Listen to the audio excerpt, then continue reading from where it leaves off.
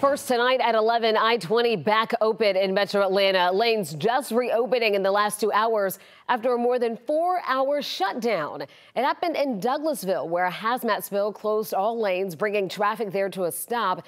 And if you were with us earlier this evening, you heard 11 Alive's traffic expert Crash Clark live at 5 and 6, helping drivers find their way around the mess. 11 Alive's Cody Alcorn is live now in Douglasville. Cody, do we know what spilled out on the interstate now? Jennifer, in just the last 30 minutes, I was able to confirm that what was leaking was not hazardous. However, no one is telling us what exactly the chemical was leaking from this 18-wheeler. Now, you can see behind me traffic moving smoothly here tonight, eastbound and westbound. And in fact, the blue lights just pulled away from this scene in the last 10 minutes, but things looked much different earlier. Take a look. You can see the R&L Carriers 18-wheeler parked on the shoulder of I-20 westbound. 11 Alive Sky Tracker showed us a white substance along the back and side of the trailer. Now, we're told this rig was actually involved in a crash earlier this afternoon. It's when the wrecker tried to remove it, they spotted the liquid leaking. Right next to the spill is West Pines Golf Club, which was actually evacuated and closed down as a precaution.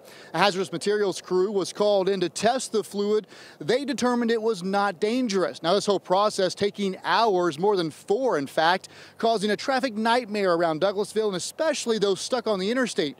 We caught up with a couple who were on their way from Montgomery, Alabama to Raleigh. Came to a dead stop and had no idea what was going on. Of course, you know, my husband's looking it up while I'm driving, and I mean, we just were dead stop. 2.5 hours.